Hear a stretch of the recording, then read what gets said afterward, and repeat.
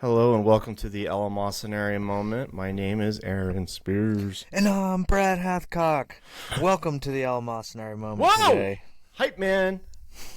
Hi. Quick update. Everybody on that submarine is dead. Yeah, they died. They knew it day one. So you're in that thing, and then the just- lights go out, and then bam. we could just, get that out of the way. They're dead. They're We dead. called it. We knew it. You know what else is dead is affirmative action. I know. Glorious. Chalk one up for the white guys. No. I'm just kidding. That's not exactly how it works. It's not Honestly, how it works. no, but you have actually hit on something that people haven't, that you know it's a theme, which is that when they do talk about this affirmative action case, the one thing that never gets mentioned is it was a group of Asian students who brought the lawsuit. So, like, you could read an entire article about affirmative action in, like, the New York Times, and you won't find the word Asian in there at all. Well, yeah, they were actively discriminating against Asians. I mean, That's it. It was not just, it was what, Harvard, University of North Carolina, something UNC? like that. Yeah. So there was a couple schools who were definitely discriminating against Asian people, and you're right. It seems like Asian people kind of get overlooked as a considered minority in this country for whatever reason, but they do. We know that affirmative action and things like that came from ultimately what the civil rights movement was part of that. Yeah, the Civil Rights Act of 1964, sure.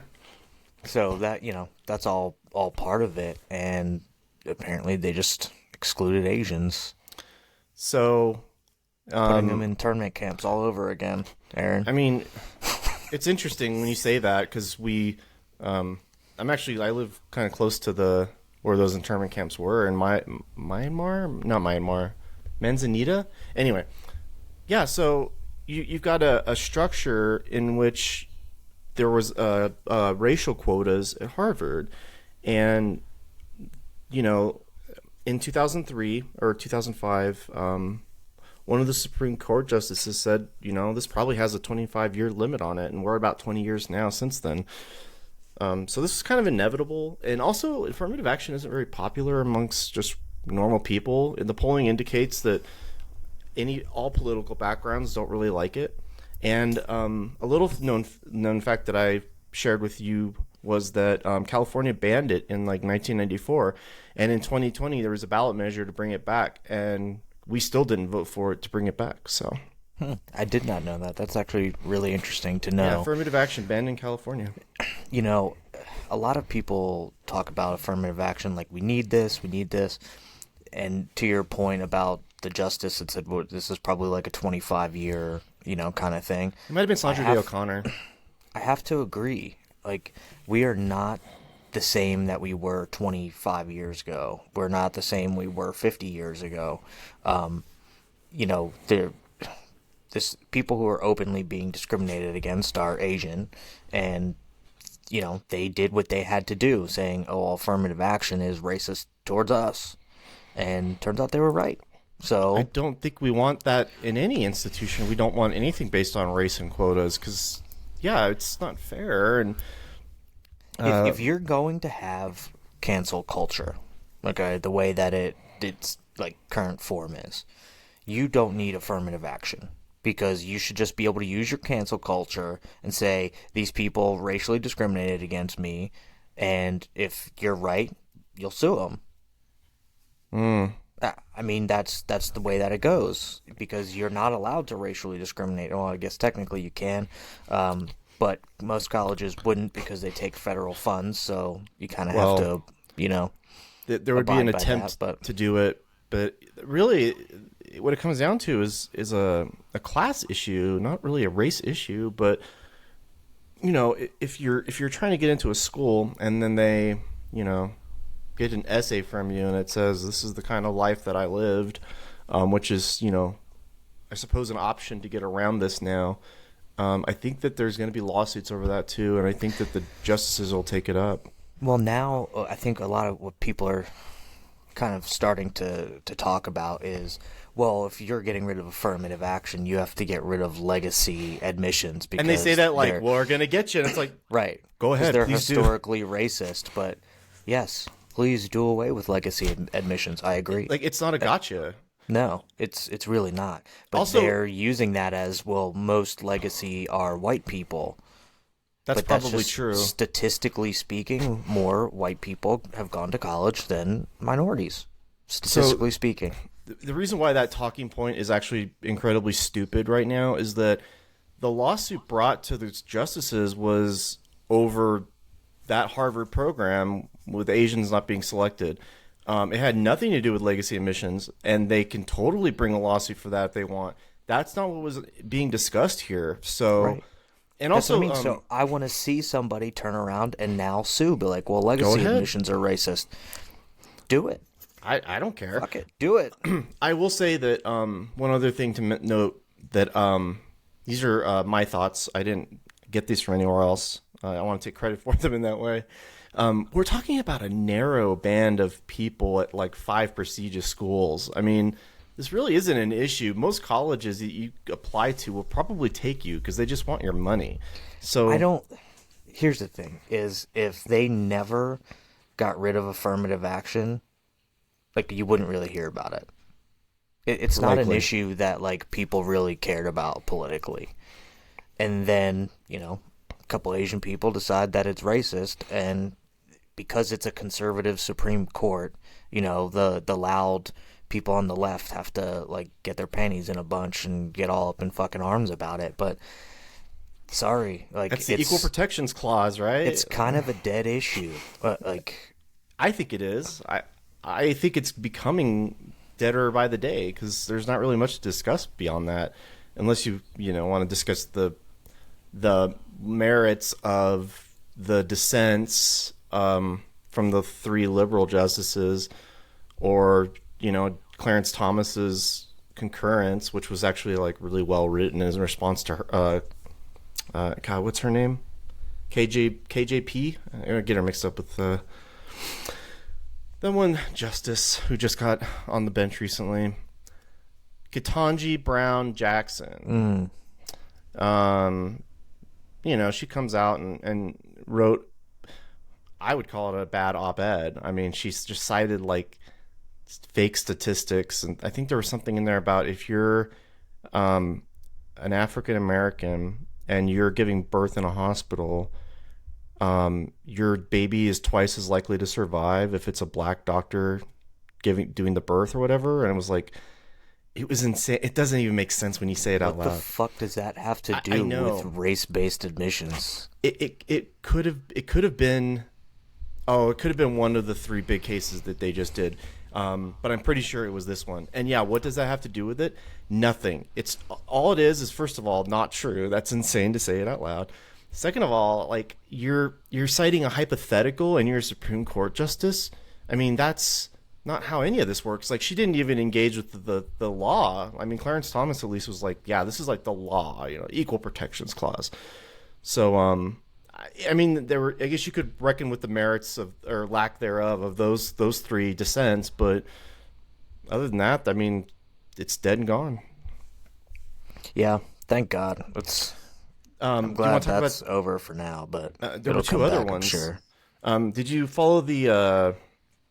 God, it was called like Section 303 or something 303. It was a free speech case where a woman in Colorado said that she didn't want to make a website for maybe like a gay couple getting married or something. It was interesting because it's not a real website. What was happening was that she was saying, if I did this and I said no, would Colorado come after my ass? And Colorado turned around and said, yes, we would come after your ass. And that's how it got there. But they did this already. Like we did this. The cake thing, right? The baker. I we guess did this. I guess It it's was- only interesting because it is a theoretical case. But we already did it. It was already ruled that the cake maker was in his right to refuse business to whomever he wants. Plain and simple. I thought it was interesting. It was done already. Yeah, I know. Like, And this they is did a it again, rehash. but- They need to stop doing that shit. Like, Well, That that wasn't even that long ago. No, um, I don't know. That one was a little weird because like I don't know, because you're saying like I'm going to discriminate, but I'm not actually. I don't know. It was strange. Oh yeah, but I see mean, I don't that's agree with it, but no, but that's the part of what we like the world that we live in today, right? If this person decides that they don't want to make a website for a gay couple or whatever, they can do that. But it they would. what they are not free from is the consequences of that action. If people want to, band together to try and get that person canceled and get them put out of business, like fine. You're allowed to do that.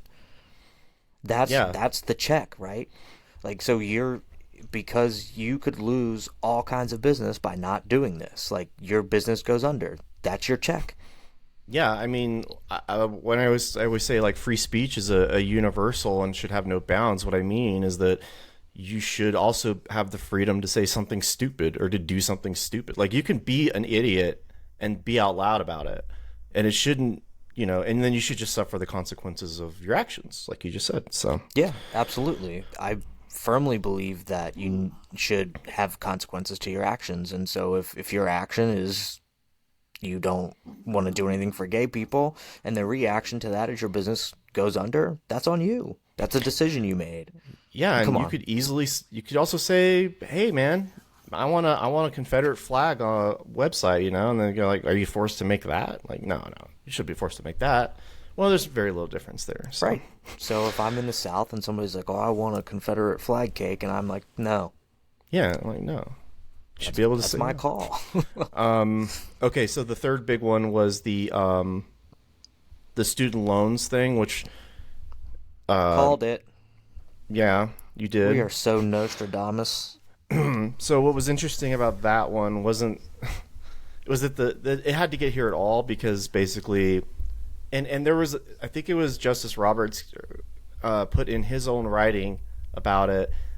He cited Nancy Pelosi saying that the president didn't have authority to do it, which is a pretty nice dig. But you have all these people saying I can't do this, and then they go ahead and do it. And the Supreme Court now, in multiple cases, has had to go out of its way to say, no, you can't just do this, EPA or whatever, President Biden.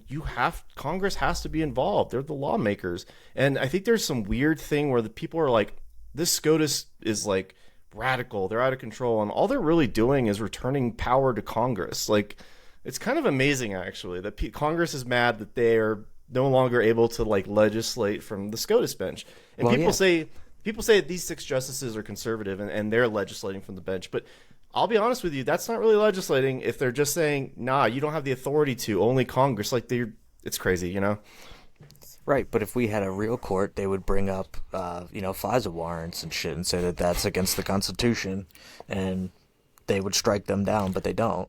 Well, It SCOTUS doesn't can only matter take how conservative they are or liberal they are. Nobody's taking shots at that shit, and they should be. well, there has to be a lawsuit and there has to be standing for Right, you to but that's get what anywhere. so the problem is like we keep rehashing all of these stupid fucking things, okay? When there are way more important things that could be going up to the Supreme Court that just don't because they aren't issues for people. Like unconstitutional spying on the American people, a judge should strike that down immediately. I don't even think you need to have precedent for it because your job is to interpret the law of the Constitution, and to me, it definitely states that they can't fucking do that kind of shit to me. So, I mean, I suppose so, but I will say that one other thing that happened pretty recently regarding the court that is something related to what you're saying, it did happen, was when that judge said the Biden administration could no longer hold weekly meetings with social media companies to remove content because that was deemed a free speech issue. that's what I'm fucking talking about. And That's the good shit. it pissed off all the right people too because the media was like, "Oh my god, I can't believe he stepped in and did this. Like, how are we going to control disinformation that we're spreading?" Like, because I mean, they just want to, they spread disinformation too, but the right kind. So that was interesting. It was an interesting reaction that the people in the media now believe it's the obligation of the federal government to coordinate with social media companies to control speech and narratives online. Well, we saw that with the Ministry of Truth that they were trying to have, and then And COVID. I they mean, got fucking destroyed over it. So they abandoned that idea, but their Ministry of Truth has always been the propaganda machine that they spew out. So you know what's crazy too is the Biden administration is fighting back against that. They're like, we want to coordinate with social media companies. You're standing in our way. And it's like, wow, we currently have a president of the United States who wants his administration to coordinate with social media companies to control what people say. And that is a thing that's just not really discussed in the media. It's well, just of course. very interesting. Okay, so those are the big four judicial, whatever you want to call them. Again, the affirmative action one was just really interesting because, well, it's interesting how it was covered, but also just how it's finally gone, and it kind of should have never been a thing on paper, but I see why it was at the time. So, what's going on with you? What's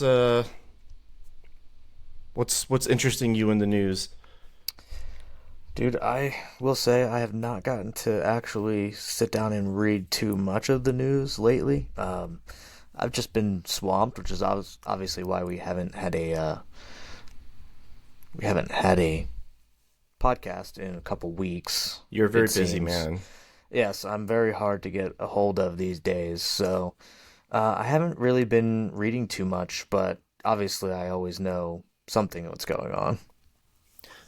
Yeah, we have a pretty rock solid little group chat where we share a lot of news. Oh, really quickly, I wanted to talk about the box office because we're coming up on some pretty big movies this month, but since the last time we talked, The Flash came out and bombed, and that Elemental movie by Pixar bombed, and like a lot of movies aren't going to make their money back. Indiana Jones basically bombed. I mean, It's on track to lose 270 million. yeah. Do you have any thoughts on? I don't know. Is the market finally doing the thing I wanted it to, which is to respond to bad movies by not seeing them? Absolutely. I mean, I really think The Flash, they had high hopes for it. The Rock said that he was going to save the DCU, whatever, like, universe. That didn't happen, clearly, because Black Adam bombed. I think people are just running tired of these superhero movies on both sides. And then Pixar, I don't know, I feel like they're just running out of ideas. Like they're just doing dumb shit. Another franchise, Transformers, that one also did really bad. So there's just a lot of these rehashing movies. shit. I Come up know. with something new and different. You can understand. Oh, and I wanted to point out something else too. There's this movie, The Sound of Freedom. Are you familiar with it? I have heard a little bit about it. People are saying it's a very conservative film. Not the way Nefarious was. Stuff I to think watch that. yeah. It's not great, but it's worth watching. Sound of Freedom is about a anti-child trafficking guy. It's based on a real guy, and it stars Jim Caviezel. I only brought it up for one reason. I'm over here looking at the dailies. This is for Tuesday, July 4th, right? So everybody's off on July 4th. That movie made $14 million, and Indiana Jones and the Dial of Destiny made 11.6. And Sound of Freedom had a $14.5 million budget versus Indiana Jones's like $300 million. Jesus. Is that crazy or what? Oh, that sucks for Disney, but hilarious. I'm frankly fine with Disney taking just absolute hits left and right because I'm tired of them doing what you just said, rehashing storylines and plot lines and putting out trash from Star Wars and Indiana Jones and, all the other crap IP that they sucked up over the past 10 years. I think they've lost over $1 billion this year on their movies. Box office alone, I think. Yeah. Yeah. So that's great.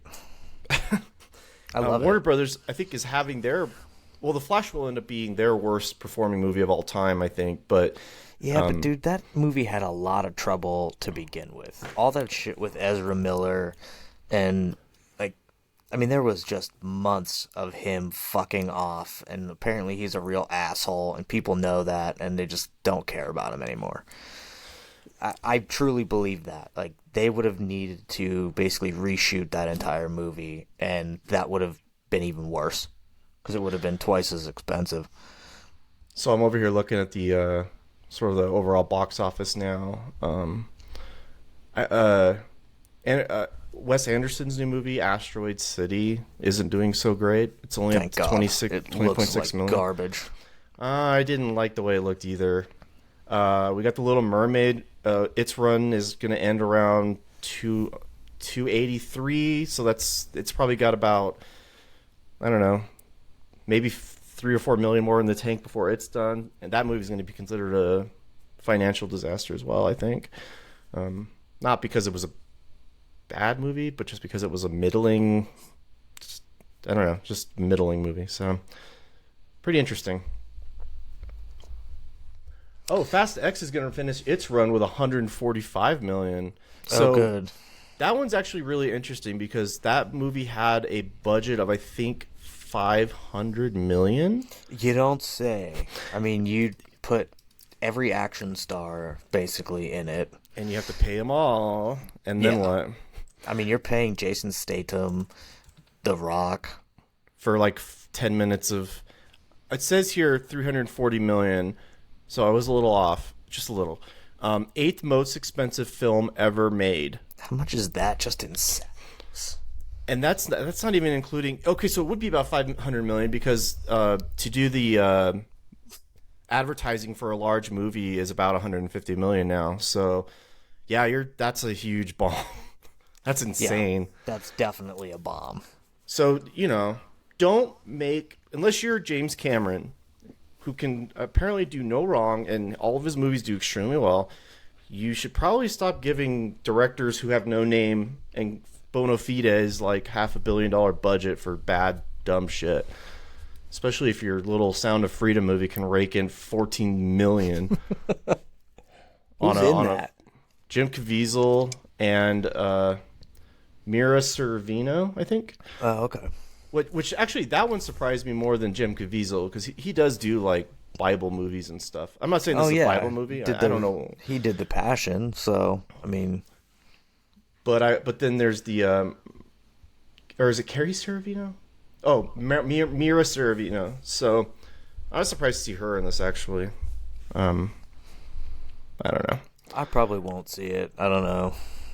I don't know. I mean, after watching Nefarious, I kind of, I don't know, man. It's good that there's well-made movies for an audience like that, like a church-going audience. I'm not saying Sound of Freedom is that. I don't actually know anything about it, but Nefarious is a Christian movie.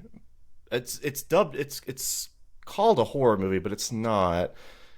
But it's a well-made movie, and there aren't a lot of them. So No, there's not. I mean, let's face it, I have a list of shit to watch, so it's not like I'm ever without something to rent, but I don't know. At a certain point, we'll talk about that movie. Like, do I have to add it to the list? Nefarious? Well, no, that's on the list.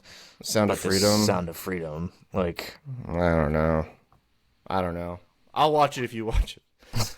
Fair enough. So that's probably going to be the worst the box office gets for the rest of the year because this month we've got Barbie, Oppenheimer, and Mission Impossible Dead Reckoning Part 1. Crazy. I am so ready for Dead Reckoning. And Oppenheimer. Yeah, I want to go see both of them. I think they'll both be very, very good. So I'm looking forward to some movies that are coming out this year. Well, I was telling you boys that it looks like Christopher McQuarrie, the director of the most recent Mission Impossible films, I think the last two plus these two, I think he's getting better at the way he's making them as well. And so you kind of see the evolution of his camera work and ideas, because he also, I believe, writes all of them with Tom Cruise. Tom Cruise probably gives them ideas or whatever, but he writes them. and you can see the evolution of his filmmaking between the first couple and then this one, where like I just noticed a lot of like really interesting shots that I just you don't see that in big action movies, big tent poles, like for Fast X, for example. Like you could watch that and just go like, this is horribly shot. Like it's just, you frame the shot, they do the thing, whatever. It's not stylized at all. It's very ugly. So it's nice to see Christopher McQuarrie do like interesting work. And then there's just all the stunts. So very exciting. Yeah, Tom Cruise is amazing in that film series. I mean, absolutely amazing. It turned into one of the best action series I think out there. And I slept on that for a long time. I fully admit I slept on that. I saw the first one, and it definitely wasn't as like action packed as the rest of them, I think. But not at all. It's more basically subversive. 007, you know. Yeah, but I like that these movies have all the same characters. Like Simon Pegg keeps coming back, and I think that's kind of neat. And Ving Rhames. yeah, like I just want movies with those people in them. I don't need anything else. And Simon Pegg and all those people, they're like game for it too. I mean, they all love Tom Cruise. They love working with him, and he treats them all well too. I'm sure the main people behind the camera are like big fans of making these movies. Well, didn't he just actually say he's like, I want to be doing these movies when I'm 80? Yeah, He wants to be like Harrison Ford. Awesome. I'm totally fine with that. He also and in just Scientology years, he's probably got like another 70 years left in him before he hits 80. Xenu, is it Xenu? Yeah. Is that the name of the Xenu determines it before you go to the 5th level. Anyway, Harrison Ford is like 80, and he just shows like every little bit of it in all of his movies. Whether he's good or bad, like he's on that Apple TV show, and that's pretty good, but he's just kind of a cranky old man at this point. And Tom Cruise seems like the opposite. He's like very fit and sort of vibrant still. So hard to imagine Tom Cruise being a cranky old man like Harrison Ford. You watched all the Indiana Jones movies. I watched the first 3 Jones movies. You gonna pretty watch the much, 4th one? I've been told to ignore the Crystal Skull movie. I think you should watch it. Like in its entirety. I think you should watch I've it. seen it in pieces. I had seen every Indiana Jones movie in pieces. I never watched one the entire way through. So I changed that. Yeah, me and my Raiders wife, of the Lost Ark is a top 10 movie of all time for Aaron. That's the third one, right? That's the first one. First one. Okay. Oh no, did I say Last Crusade?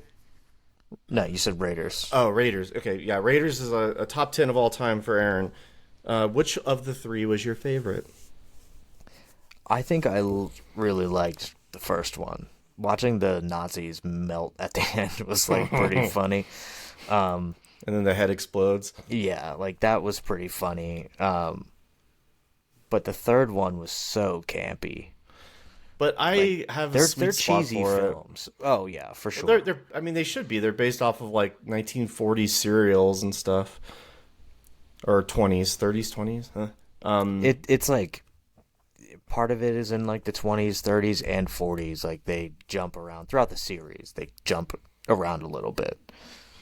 It was interesting that George Lucas for the second movie was, I guess, going through a divorce, and when they were coming up with story ideas, George Lucas apparently pitched an idea to put Indiana Jones in a haunted house, and he just had like a lot of weird ideas, and he went to dark places, I guess, which is why it's the Temple of Doom, and it's not like a fun Nazi swashbuckler. I've learned over time to actually appreciate Temple of Doom more, because I hated it as a kid. I knew it was a bad movie. I still don't think it's a great movie. But there's stuff there, I think. That whole, like, the inflatable boat when they're falling out of the airplane. I mean, that's about as stupid as that entire series gets. That might be the dumbest thing in any of the movies, including Crystal Skull. Yeah, I was, like, laughing at shit. I was like, come on. Yeah. Like, in one point, he, like, I think shoots through 3 people and with 1 bullet. Yeah. Like, but, I mean, I don't know. The third movie, what I like about it is getting to the end of the movie, because I found like that whole, the puzzle and the Bible and Jehovah and how it's spelled and all that. Like, and then that night being down there, and them drinking the out of the cup of Christ, and I don't know. It was so strange watching it as a kid. I'm nostalgic for it. Well, so like in Last Crusade, when he drops the Nazi girl because she's reaching for the cup, and she was like almost there and could almost get it, and he was way taller than her and he couldn't reach it.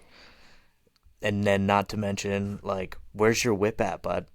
Like, you can lasso that thing around pretty much anything you want and swing from it. Why can't you lasso that cup? I think I know why. I think it's because he attached it to the tank and he never got it off the tank before it went over the cliff. That's my theory. I don't know. It seems like a rock solid theory to me. The opening, by the way, with River Phoenix, pretty interesting too, because River Phoenix would have died like shortly thereafter. In Last Crusade? Yeah, he's the kid in the beginning, young Indiana Jones. Okay. Yeah, see, that's where I was like, this movie's campy as shit. But it's fun. Like, I love that it's fun. It was, yeah. I mean, I definitely thought it was a good series. I might watch Crystal Skull. I don't know. I'm being advised against it. I think you should watch it. You're the only person I've ever met to say that. Yeah, because I need to talk to you about it. You need to know what's in that movie. There's Shia some stuff LaBeouf's in that movie. I know that, but yeah, he plays Mutt. Who in the new movie, apparently they said Mutt died in Vietnam, which I thought was hilarious. Because I guess it takes place in '69, yeah. I thought that they were just ignoring that movie altogether. No, they reference it. They actually do a lot of... I spoiled myself on the fifth one because I don't care, so I know everything that happens in it. And it gets pretty rough in parts. I might watch it just to see how dumb the ending is. But watch Crystal Skull, please, so that you'll appreciate the things that are really bad about it, because they're really bad. And the first half of the movie is actually not the worst. I mean, it's fine. It's when they get to the jungle that it gets amazing. Yeah. What else is going on? What are we doing? Well, I know we did touch on student loans getting shot down, but to kind of circle back on that a little bit, Biden's already said that he's going to go ahead and try and use the Education Act of 1965, I think it is, so to the thing basically forgive student loan debt. That would have been a better ground. That's what he should have done from the start. Yeah, that's what I mean. Sense. But like, how much of this is a game? So basically, he cut a deal with the Republicans to restart payments, and then knew that things were going to get fucked with student loans. So what he did is basically said, well, yeah, you can restart payments, but we're not going to report anybody for delinquent or non-payment for up to 12 months, basically so that they can try to do something else to forgive the debt. And then so now you don't election have to year pay issue. It. Yeah, you don't because have to pay it. Next it's year he's another gonna be on year the delay. He'll be on the campaign trail and he'll say, "If you elect me, I'm working on getting these things forgiven. You gotta elect me, though. You gotta keep me in office." It's pretty savvy. Absolutely. It's very savvy. And here, Republicans are left with their dicks in their hands because they agreed to a deal for the debt ceiling and thought student loan repayments were going to start, and they are. People will repay them, but you're going to have a whole lot of people who are like, oh, well, he's not going to report it for another year. I'm not paying it then. And then all you're doing is accruing interest on something you can't afford to pay anyway. So will you be paying back your loans after everything restarts? Or Absolutely. do you think you'll hold off? Okay. No, I'm going to keep paying because I don't want it to affect my credit score. But the people that aren't going to pay it likely don't have good credit scores, can't afford the payments anyway, so they probably weren't paying the loans to begin with. So now it's not going to matter. All it ends up being is accrued interest. And if they forgive that $10,000, that accrued interest is nothing. Interesting. So basically he fucked Republicans and gave people another year of not repaying their loans. Again, some people will repay them. People that can will. I don't want to tack any more debt on than I have, so I don't want the interest to creep up by not paying it, so I'm going to pay it. Good point. I guess I'll do it too. Right. I guess it depends on like how, just because of the interest accrued. If it was 0%, fuck no, I wouldn't pay it. Take another year off. Well, speaking of stuff getting high, they found a bag of cocaine at the White House. What do you think about that? The story's changing almost every day about where they found the cocaine and whose they think it was. It's obscene. Whose was it? Yes, I wonder. It's a real mystery to me. It's definitely Hunter Biden's, but saw they're a trying video to of tell him you that doing it that's on not camera. that's not true. They said the Hatch Act. That's the new one. I can't do that. That's a violation of the Hatch Act if I comment on why there was cocaine in the White House. Okay, so explain to me what the Hatch Act is, because I don't fully understand what that is. You can't do politics on the taxpayer dime. You can't like go out and, I don't know, put up yard signs and try to get voters to vote in the next election with the taxpayer funds. And you're not supposed to use taxpayer funds for a lot of shit, according to the Hatch Act, right? I don't know. How the fuck does that apply here? Well, it doesn't. It's just what they... That's just what I made a joke earlier. I'm just going to say that I'm going to cite the Hatch Act every time somebody says I did something wrong. Just I didn't pay my garbage bill. Like fucking abuse of power. Like you can't do that. They're abusing power, but they're using a legitimate act. I don't know. It's all so strange. They said that they found the bag. The due location was by the Situation Room. There's a bay where the vice president's car is parked, and apparently it was kind of out in that area. And that's not where regular people aren't allowed. I've been to the White House. Regular people are not allowed to go over on that side of the building. So the media pretty quickly jumped to, we found it in a cubby where they let tourists.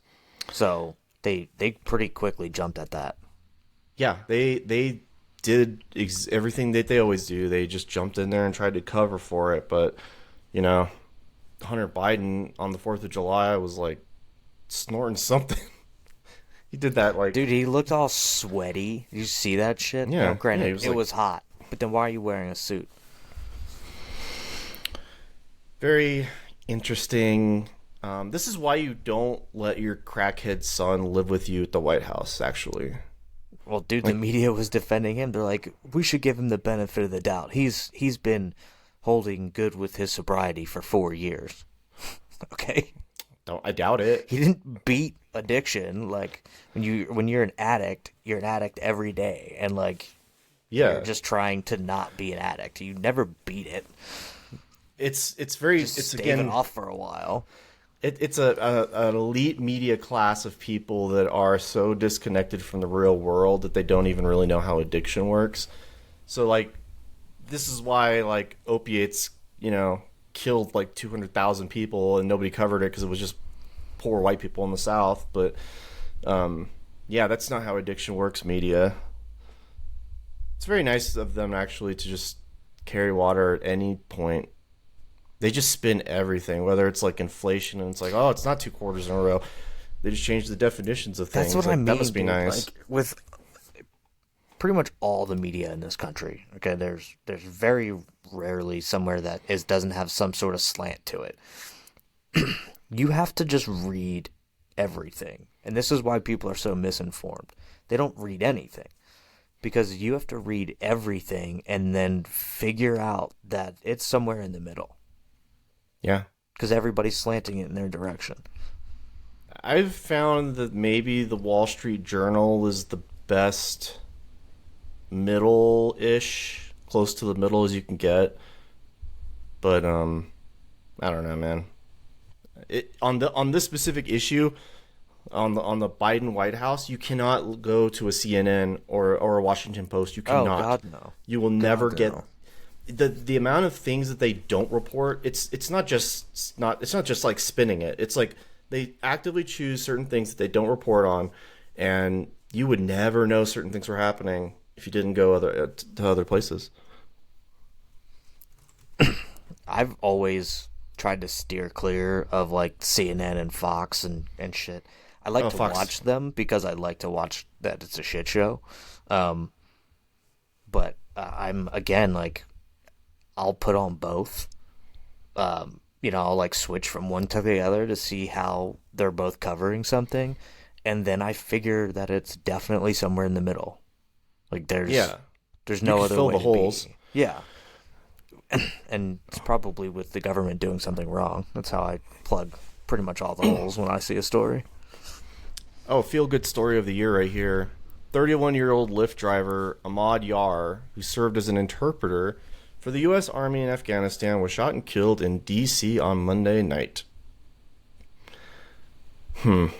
Poor guy That sucks. comes all the way from Afghanistan, which Only to you get know, shot. watched The Covenant with Jake Yeah, Gyllenhaal, and what an amazing fucking movie. yeah. There's a that first hour of that movie, you're just like just going and going and going and going, and it was a good movie for It's an sure. incredible film, but how fucked is it that this guy basically had, the same thing happened to him? He comes over as an interpreter on a visa and then gets fucking killed. Sad. It's sad because you know how hard it was for them to get here. Also, though, interpreter, go somewhere else. Don't go to Washington D.C. Like nobody should come to Yeah. America and go to D.C. No, Like it's a very dangerous place. it's also very fucking expensive. It's both expensive and dangerous. Like, it's funny to me that like all the sanctuary cities are super fucking expensive to live in, right? But and they don't have then the capacity to be right. a sanctuary city anyway. Right. I mean, look, there was what 70,000 migrants sent up to New York City, and he was like, "We can't house all of them." Well, then don't be a sanctuary city, fuckhead. Oh, he did something even better, which is like this is another one of those like the media wouldn't report it, so you'd never know about it. You know, they gave DeSantis a lot of shit for. I'm not saying what DeSantis did was like right or wrong. He sent people to Martha's Vineyard. Well, It's Eric a nice Adams, place. it is. They probably wanted to go there. 4 of them stayed. Because Martha's Vineyard could only take 4 of them. They couldn't do more than that. Eric Adams, the mayor of New York City, bussed and flew immigrants to other cities. He sent them back. Same thing. You would He's a never piece of know. shit. He is a piece of shit. Well, you He's see, becoming he a just bigger like piece of shit by the he day. just ripped that old lady. Did you see Yeah, that? I did. Well, I did. Saying like Also, don't disrespect him, and he like referred to her as like a Nazi or something. they did was the same something tired out there, language. yeah. It's always these passing insults. Yeah, he said he had been carrying a photo of a cop that was killed like way back in the day in his wallet, and he's had it his whole life or whatever. And then apparently his aides printed out the photo from a Google image search and spilled coffee on it to make it look like it's old, and that's the picture he had. So the guy's like full shit left and right. It's crazy. Like you don't have to lie. Just say I don't have the picture anymore. But no, Eric Adams has to like go through all the trouble. Is that a Starbucks? Oh, that's pretty amusing. Even though, yeah, the guy's a big piece of shit. I'm kind of looking through the news here. Oh, this is the hottest year, unofficially the hottest year on record since of all time, according to the news. But only going back to 1979, which is the part they don't really mention out loud. I guess it's hot in places. I don't know if you know this. It's a little warm. But, Summertime. It's July. It's summertime. Like it's 90 degrees here. It's July. I don't feel like that's unreasonable. I don't like it. I'm like sitting here in my house in a hoodie and sweatpants because I keep my air conditioning at 67 degrees. Um, I guess Janet Yellen's going to Beijing, so I'm sure that'll go over really well. I mean, she already. For what? I don't know, man. Anthony This, Blinken went over there to Bulik too. She should just stay over there. you Now know that what? I think about I it. think that's part of the whole debt thing. So apparently China owes us like I don't know $1 trillion in bonds or something. We're in debt to them, and they're in debt to And us. right, and they're questioning whether or not to try and call in that debt. No, the answer's no. Like They're not gonna. Why would they do that? because like The answer would be they wouldn't. They would never no, do that. no, because if you call in their debt, they're gonna call in your debt, and your debt is probably I don't know $15 trillion more than theirs. So Um, she should just stay over there. I think it'd be for the best. like forever. Yeah. Yeah, probably. She's trash. But they, whatever. They have infinite money over at the Fed, so They sure do.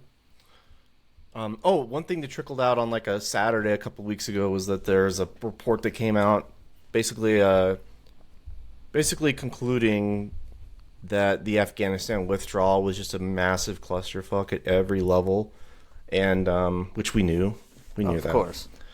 But when you have people falling from your airplane to their death, you have your fall of Saigon moment. So, but I guess that report came out on like a Saturday night or something. Like they released it in like the dead of the night, so nobody could actually hear it. But I am a news obsessed person, so I knew it came out, and yeah, that was pretty rough. There was an attempted Russian coup the last time we talked. That ended up not leading to much. Yeah, that went pretty much nowhere. Although it took the best general that Putin had kind of off the board. Mm-hmm. Now he's somewhere in Lukashenko. Belarus. Yeah, Lukashenko stepped in, I guess, and negotiated something. I don't even know what. I mean, that guy's Proizgin or whatever his name is he's got a price on his head.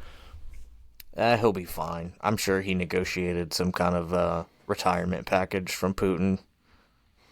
Tough to see how that's going to affect the war in Ukraine now. Actually, I don't think it really will, but Well, it looks like Russia's been taking some losses over there more recently than not, from what I have been perusing and stuff. But I don't know. NATO came out and said that if, as we talked about the flooding from the dam and everything and potential nuclear problems there, NATO has come out and said that if Russia blows up that nuclear power plant, or if it blows up, they'll hold Russia accountable and consider it an attack on NATO, which would obviously then mean we're going to help invade. Well, Article 5. right. And then Zelensky came out and was like, "Oh, we saw them planting explosives on the nuclear power plant." It's like, Hasn't always done himself any dude. favors. Like, come on. Are you serious? Probably shouldn't say anything at all. But also, there's so much, what is it, propaganda going back and forth that it's hard to believe anything. So we really have no idea. There might not even be a nuclear whatever issue. Who can say? Well, whoever gets the story out first, I guess. Yes. All right. I say we go for an uncalled for questions. Okay, fair enough. We That's a fair way to actually end. had a submission by our superfan. A question for you for uncalled Your for super fan. questions. I don't know if he's my super fan, but he's definitely yours. Well, he generally hates everybody, but I may be like pretty low on a long shit list probably. shout out to the superfan. Shout out to the super fan. So here's his question.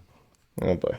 If I took a shit in a toilet and flushed it, how many flushes would I have to flush it before you drink the water?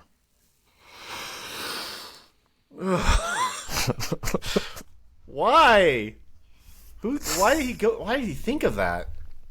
I don't know, man. Why does anybody ever think of anything? Okay, so is there a wrong answer to this? It's the wrong answer is just not flushing at all. So, fuck. It's not This whole zero flushes. this Is is definitely the disgusting. answer because it's Oh, I can't even do this. Okay, gun against my head. What do I have to do?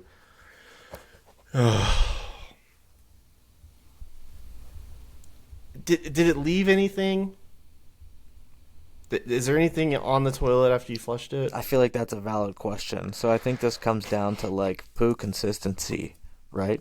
Because sometimes you have one Yes. that leaves like a trickler on the back, just under the Yeah. water, you know? Yep. What Mm-hmm. if you flush it once and then there's a floater in there, so it kind of comes back up and sticks around? So like, then your minimum is at least two, or until you kind of get stuck in a loop, like until it goes down, right? But then you have to start counting how many more flushes after that. So you could literally end up in an infinite loop here. But I had an answer. I have to change it now. Ugh. I was gonna say three, but now I'm thinking five. you're thinking a minimum of five. Yeah, but the thought of taking a cup and just getting it and like I just want to throw Now up. I want to he gag. did Ugh. specify specifically from the bowl. So like Uh, maybe you're sticking your head in there. Maybe your hands. You scoop the water out.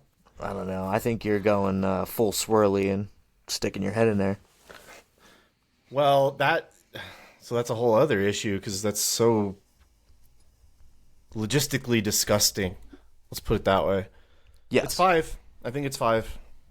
five. I can actually agree with a five on that one. Any more, and you might just be doing it for no reason at all. It might not be having any effect. Ugh. Question number two. What would you do if you found a dead body in a hotel room? Um. Hmm. Interesting. Okay, so I have to check. Okay, if there's not a violent crime scene, and their person might have just had a heart attack and died, I have to check to make sure they have a pulse or not. So they're dead. Then I call. If it's a crime scene and there's like blood and stuff, I'm probably not sticking around. I'm probably just gonna run out and not look at any of it. Um, I just don't want to look at it. I don't want to see it. And then I'm calling the cops. Interesting. What are you doing? I'm probably taking their wallet. If they had a heart attack and you knew you weren't going to get caught, What's it matter? They're dead. Heart attack, crime scene. What's it matter? They're dead. they might blame you for it. I You mean, gotta be careful about that. if you're there at that crime scene when somebody is dead and you just bolt, they're gonna blame you for it too because you probably dropped a hair on the floor somewhere, left a fucking footprint. You know, when I hear you talking about this, all I can think about is that episode of Dexter where the entire hotel room is covered in blood, and there's like a pool of blood like this thick on the ground. It's a Never pretty saw wild it. episode. You know, Dexter was a crime scene guy, Yeah, so he would do I DNA and kind of everything. know about that, but It was the bloodiest crime scene of all. okay. Do we have a number three? Yes. If you were reborn at your current age every day, would you commit suicide in different ways, just so you can kind of like feel it all? So basically, you're Groundhog Daying yourself. Are But in you? the worst way possible. Yeah. So Bill Murray does actually test that theory out because he does kill himself multiple ways. Um, I think the answer would be just out of sheer nihilism, yes, because life would become too boring to live. But yeah, Eventually, you're you on get an sick of infinite it. loop. Yeah, and so I feel like there was another there was a film that did something similar to that theory. It was a little bit darker. I think it might be Mr. Nobody with Jared Leto, which would make it makes you feel like a piece of shit by the end of the movie, but because it's kind of a downer. But there's just a lot of like choices you make and things in that movie that's interesting. Yeah, I totally would. Would you? I assume you would actually. I think I go for it just because you're stuck. Like it is what it is. But I guess the question is, how do you find out that you're stuck in that loop? And like, do you ever wonder, what if this time it's different? And would you In rather be Groundhog Day, it's the music. would you rather be He woke up to stuck in the loop? No, I don't want to be stuck in that loop. No, that's awful.